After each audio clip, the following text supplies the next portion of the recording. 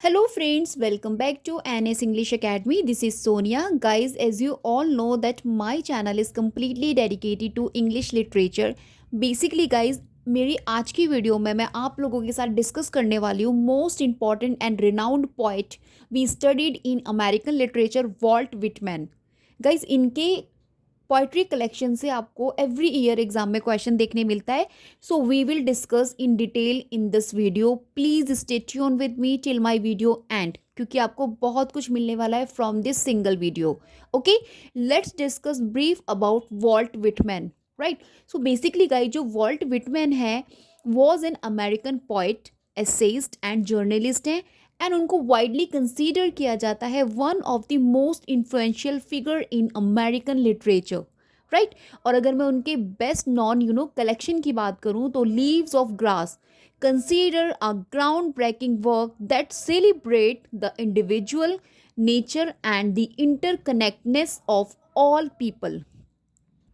Apart from this इनकी जो poetries होती हैं आपकी वॉल्ट विटमैन की यूनिक होती हैं because use of free words, क्योंकि इनकी जितनी भी पोइट्री है उसमें ये डेडिकेटेड हैं फ्री वर्ड्स को यूज़ करने में. Free words means poetry without a regular rhyme और metre.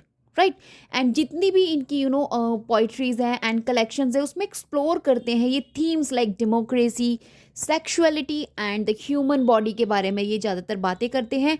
Let's discuss most important factual information about Walt Whitman. Okay, so basically अगर मैं इनके टाइमिंग पीरियड की बात करूँ 1819 to 1892, this is the timing period of Walt Whitman.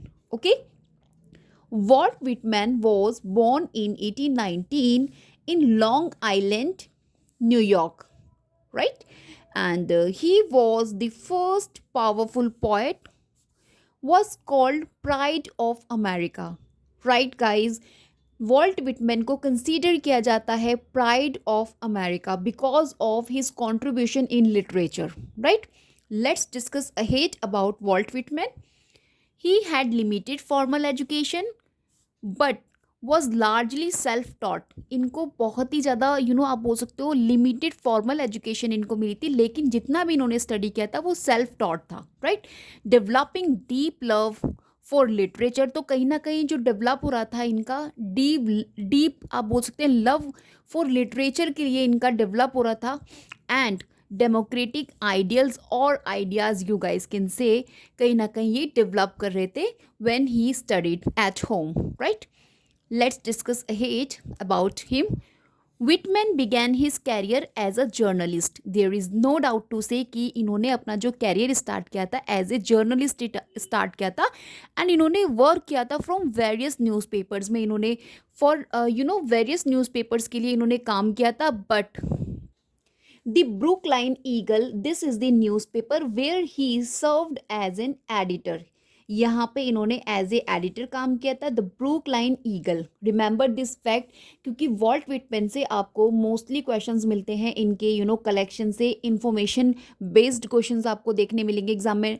Title based question आपको देखने मिलेंगे as well important information about his career, about his life. You will get the question in examination. So please be prepared कि आपको particular writer से questions कहाँ से पूछे जा रहे हैं. राइट, सो उसी सभी इंफॉर्मेशन को लेकर मैं इस वीडियो में आप लोगों के साथ आई हूँ. So please watch complete this video. Okay, let's discuss ahead.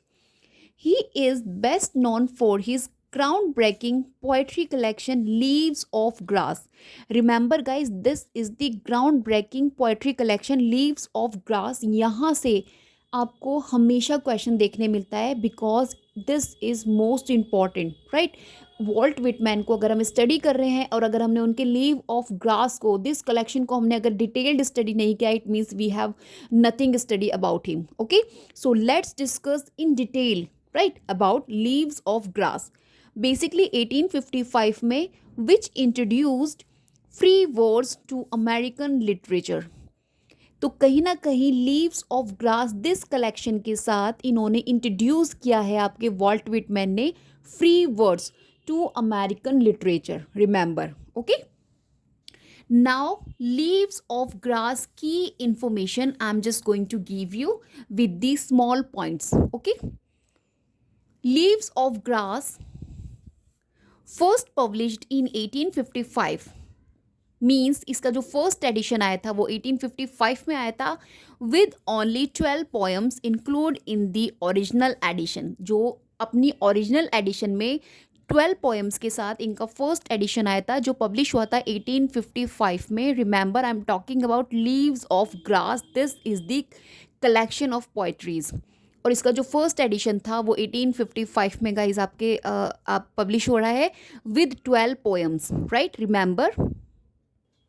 तो guys leaves of grass basically अगर मैं इसकी टाइटल सिंबलाइजेस की बात करूं तो nature growth, the democratic spirit, और जो ग्रास है लीव्स ऑफ ग्रास, ग्रास यहाँ पे रिप्रेजेंट कर रहा है the common and universal connection among all people. Remember ये लीव्स ऑफ ग्रास जो टाइटल है ये सिंबलाइज कर रहा है नेचुरल ग्रोथ को, डेमोक्रेटिक स्पिरिट को, और basically if I talk about the grass this is the word represent कर रहा है common and universal connection among the all people.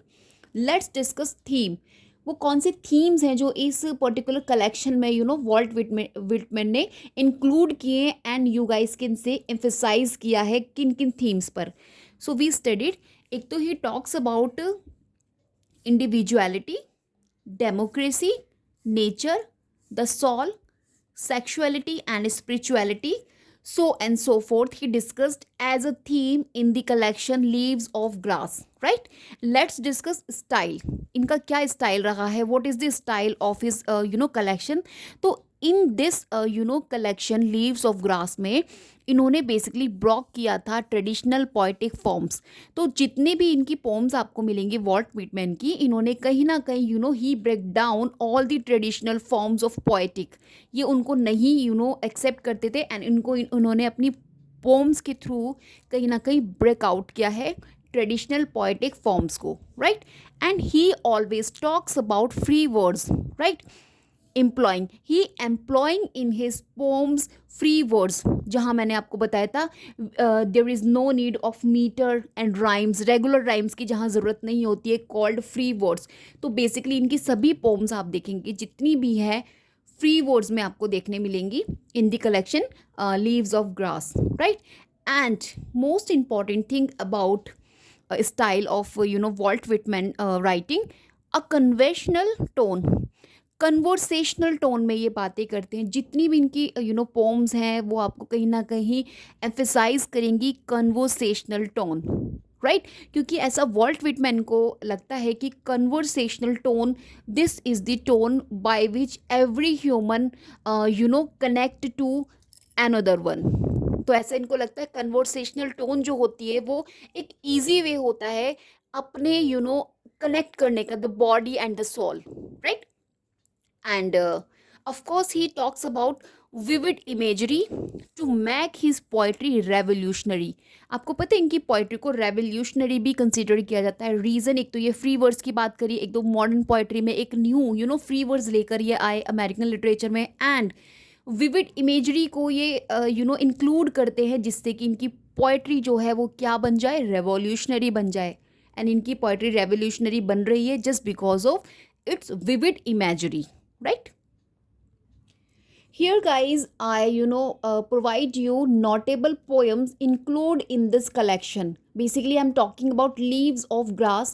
इसमें जो notable poems हैं we will discuss in this, so first I'm going to discuss the most famous poem in the collection Leaves of Grass। we have Song of Myself। remember this question also have been asked in UGC NET कि ये कहाँ से लिया गया है। तो Song of Myself basically most famous poem है in the collection Leaves of Grass की, right।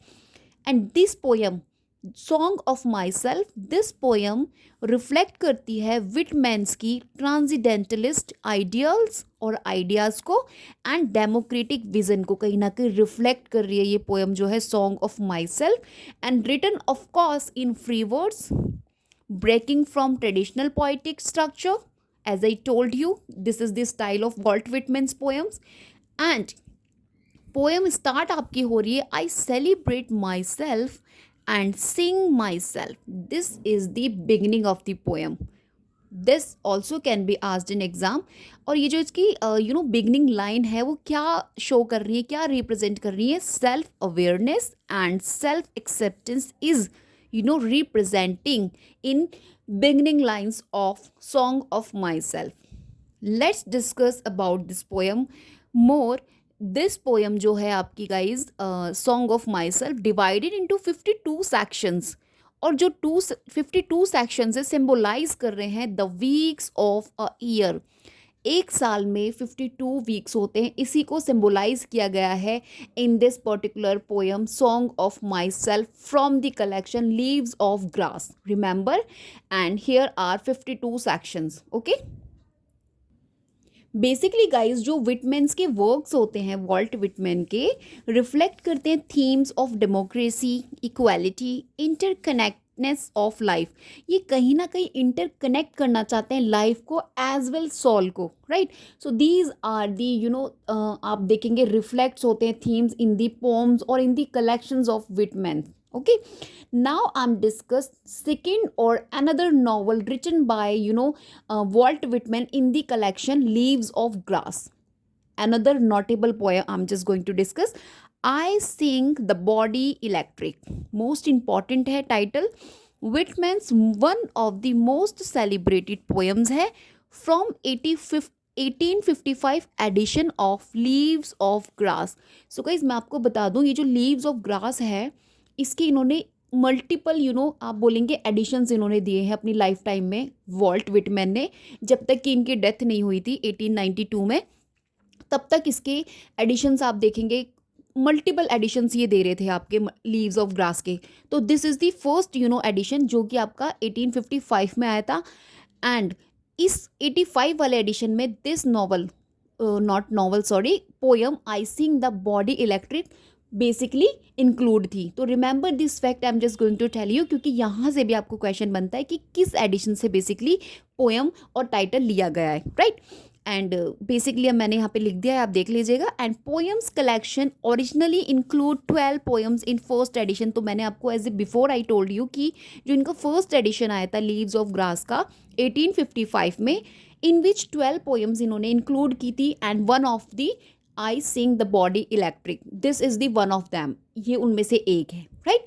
Basically guys this poem is a passionate ode, एक पैशनेट ओड कंसिडर किया जाता है टू द ह्यूमन बॉडी, जो एम्फेसाइज कर रहा है its interconnectedness with the soul. तो कहीं ना कहीं एक ह्यूमन बॉडी की बात की जा रही है जो एम्फेसाइज कर रही है interconnectedness with the soul. Remember the poem is about, okay. Let's discuss electricity. जो टाइटल है आपका पोएम का I sing the body electric, तो क्या रिप्रेजेंट कर रहा है? This represent energy basically, and the body is represented और a symbol of democracy. Remember this also can be asked in exam. आपके वॉल्ट विटमैन से पर्टिकुलर एक पोएम भी दे दी जाती है जिसको जिसके बेस्ड पर आपको 5 क्वेश्चंस दिए जाते हैं। तो ये पोएम्स जो हैं आपकी वॉल्ट विटमैन की इस पॉइंट ऑफ व्यू से भी मोस्ट इंपॉर्टेंट है। एंड जहाँ पर इस तरीके के क्वेश्चंस आपको देखने मिलेंगे कि क्या रिप्रेजेंट कर रहा है, क्या सिम्बोलाइज्ड कर रहा है, तो please make a note of it. Luckily क्या पता आपको सेम मिल जाए एग्जाम में, right. And ahead I sing the body electric remains a seminal piece in American literature. ये अभी भी ये जो पर्टिकुलर पोएम है वॉल्ट विटमैन की Leaves of Grass first collection में जो आपकी आई है 1855 में, आज भी remains a seminal piece in American literature में कंसीडर किया जाता है, जो चैलेंज करता है traditional notion of spirituality and morality. किनको चैलेंज कर रहा है? चैलेंजिंग ट्रेडिशनल नोशन, जितने भी हमारे ट्रेडिशनल विचार हैं, हमारे कॉन्सेप्ट हैं, उन सभी को और स्पिरिचुअलिटी एंड मोरालिटी को सभी को चैलेंज कर रहा है this particular novel of Walt Whitman. Remember, now let's discuss another notable poems written by Walt Whitman in the collection Leaves of Grass. We have Crossing Brookline Ferry, right? Was one of the most profound and reflective poems which published in second edition. Remember leaves of grass के second edition में आपका ये poem आ रहा है crossing Brookline फेरी, और second edition इनका publish हो रहा है 1856, right. Remember 1856 edition of Leaves of Grass. As I told you कि मल्टीपल एडिशंस आए हैं आपके इनके लीव्स ऑफ ग्रास के, तो यहाँ पर बहुत कंफ्यूजिंग सा है बच्चों के लिए। सो प्लीज़ जो भी मैंने आपको इन्फॉर्मेशन दी है इसको आप एज ए इंफॉर्मेशन अपने नोट्स में इंक्लूड कर लीजिएगा, क्योंकि आपको बहुत हेल्प मिलेगा, right. In which 32 poems, let's discuss जो इनका सेकेंड एडिशन है जो 1856 में आया है, leaves of grass, this is the, इसका जो सेकेंड एडिशन पब्लिश हुआ है, तो इसके अंदर 32 पोएम्स इंक्लूड थी, right.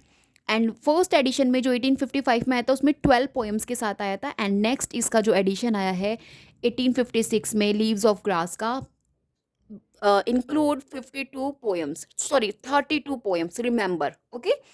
And Sundown poem. This is the original title. This is the original title of Crossing Brookline Ferry.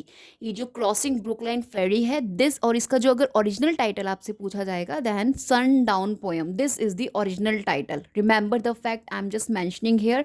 Most important fact है, आपको कहीं से जल्दी से नहीं मिलेगा. Please make a note of it. Okay. Let's discuss another important poem written by Walt Whitman, When Lilica's Last in the Dooryard Bloomed.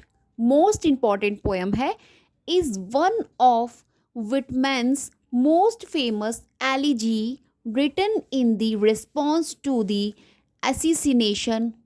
assassination of President Abraham Lincoln in 1865. Basically जब Abraham Lincoln the president, इनकी जब death हो जाती है तो उनको mourn करने के लिए this is the poem written by Walt Whitman, right. Please remember, basically ये जो नॉवल है, बेसिकली ये जो पोएम है, सॉरी गाइस, ये जो इनकी पोएम है is a part of Whitman's collection Memories of President Lincoln, published in 1867 edition of Leaves of Grass. अब देखिए ये जो इनकी पोएम है When Lila's Last in the Dooryard Bloomed, ये जो इनकी पोएम है ये इनके 1867 एडिशन, जो लीव्स ऑफ ग्रास का 1867 एडिशन है, यहाँ से आ रही है। Remember the fact I M mentioning here, मैंने सभी इन्फॉर्मेशन लिखी हुई है, कन्फ्यूज मत होइएगा कि ये जो बेसिकली इनकी पोएम है ये किसका पार्ट है। एक तो मेमोरीज़ है प्रेसिडेंट लिंकन की, क्योंकि ओ कैप्टन माई कैप्टन करके भी इनकी आई थी, वो नॉवल भी, सॉरी पोएम भी इन्होंने on the death of president Abraham Lincoln की डेथ पर ही लिखी थी, मॉर्न कर रहे थे एक तरह से। And this is also the one of, ठीक है। तो ये दोनों ही पोएम कहीं ना कहीं आपकी क्या कर रही है, मॉर्न करनी है on the death of Abraham Lincoln. And ये आपकी कब आ रही है, 1867 एडिशन जो है लीव्स ऑफ ग्रास का, उसमें आ रही है। And I am just telling you, जो 1867 एडिशन है इसके अंदर 38 पोएम्स पब्लिश हो रही हैं, 38 पोएम्स टोटल पब्लिश हो रही हैं। तो अभी तक मैंने आपको क्या बताया है कि जो फर्स्ट एडिशन आया था लीव्स ऑफ ग्रास का 1855 में, वो 12 पोएम्स के साथ हुआ था। एंड नेक्स्ट 1865 सेकेंड एडिशन, उसके अंदर आपकी वन सेक गाइज, उसमें आपकी 32 poems, you remember. And this is the 1867 edition. इसकी ईयर से इस एडिशन को लर्न कीजिएगा आपको कि 1867 एडिशन जो है आपका लीव्स ऑफ ग्रास का, इसमें आपकी ये पर्टिकुलर पोएम आई है जो मैंने अभी डिस्कस करी है, when lilacs last in the dooryard bloomed. इसमें 38 पोम्स आई हैं, remember, okay. Let's guys discuss about leaves और ऑफ ग्रास, जो इनका एक कलेक्शन है, उसमें रिवीजन एंड एडिशंस का क्या फंडा है, राइट। तो जो वॉल्ट विटमैन है continually revise leaves of grass through out his life, ये इसको अपनी लाइफ के थ्रू आउट इन्होंने इसे सिर्फ रिवाइज करते रहे, मीन्स इसकी एडिशन पर एडिशन आती रही, नेक्स्ट एडिशन आती रही, producing multiple editions from 1855, this is the first edition, and to the final, इनकी जो फाइनल एडिशन थी वो थी डेथ बेड एडिशन, उसको डेथ बेड एडिशन बोला था, पब्लिश हुई थी इन 1892, सेम ईयर ही डेड, इनकी डेथ हो जाती है, इसी ईयर इनकी डेथ होती है 1892, एंड इसको that's the reason death bed edition बोला है इनकी। एंड आप गाइज एग्जामाइन कर सकते हैं 1855 टू 1892 कितनी सारी एडिशंस इन्होंने यहाँ पे मल्टीपल एडिशंस यहाँ पब्लिश की हैं, और उन्हीं में सेग्रीगेट किया हुआ है अपनी पोएम्स को, रिटाइटल किया हुआ है, न्यू टाइटल दिया हुआ है पोएम्स को। तो यहाँ से आपसे क्वेश्चन बनते हैं वॉल्ट विटमैन के, तो प्लीज़ इन सभी इन्फॉर्मेशन को माइंड में रख लीजिएगा, यहाँ से आपको क्वेश्चन पक्के से मिलेंगे अगर आपको इतनी इन्फॉर्मेशन है अबाउट। तो जो बेस्ट एंड इन्फॉर्मेटिव इन्फॉर्मेशन है वही मैं इस वीडियो में आप लोगों के लिए लेकर आई हूँ। Let's discuss ahead. Leaves of grass considered landmark in American literature. There is no doubt कि ये अमेरिकन लिटरेचर में एक लैंडमार्क कंसिडर किया जाता है because it shape modern poetry, क्योंकि इसने कहीं ना कहीं मॉडर्न पोइट्री को शेप किया है। क्योंकि एक तो ये फ्री वर्ड्स की बात करते हैं अपनी पोएम से, दैट इज़ द रीज़न कि we called modern poetry. And of course conversational tone मिलेगी आपको, एंड कहीं ना कहीं ट्रेडिशनल जितने भी स्पिरिचुअलिटी हैं एंड आप बोल सकते हैं उन सभी को ब्रेकआउट किया है इन्होंने अपनी पोएम्स के थ्रू, वॉल्ट विटमैन ने। दैट इज़ द रीज़न कहीं ना कहीं ये शेप कर रहे हैं मॉडर्न पोइट्री को एंड इन्फ्लुएंस कर रहे हैं राइटर्स सच एज। और कौन से राइटर्स हैं जिनको ये इन्फ्लुएंस कर रहे हैं? This question also can be asked in exam. Allen Ginsberg और आपके Pablo Neruda and Langston Hughes. इन तीनों से एग्जाम में आप देख लीजिएगा क्वेश्चंस आपको पूछने मिले हैं, right. Allen Ginsberg, Pablo Neruda and Langston Hughes, these are the writers जो इन्फ्लुएंस हैं इनसे, आपके वॉल्ट विटमैन से। एंड बेसिकली जो कलेक्शन है इनका विटमैन का रिफ्लेक्ट करता है द यूनिटी ऑफ बॉडी, मैंने आपको पीछे भी बताया था, एंड सॉल। ये यूनिटी चाहता है बॉडी की एंड सॉल की, the divine nature of everyday life and of course divine nature of everyday life. Okay, hope guys the information I have given in this particular video आपको worth लगे, not worth लगे actually, most important fact I am just discussing, I have discussed particular in this video, so please make a note of it. Till then bye bye. If you guys like my video and the way I discuss, please आपको video को like ज़रूर करना है। And if you not subscribe my channel then please do subscribe my channel and share with your friends, right. Till then bye bye, have a great day. मेरी next video में मैं try करूँगी आपको और information लेकर आऊँ vault Whitman की, क्योंकि ये मोस्ट इंपॉर्टेंट राइटर हैं और यहाँ से आपको एग्जाम डेफिनेटली मिलता है, एग्जाम में questions. So please make a note of it and prepare yourself for June 2025 UGC NET English, right?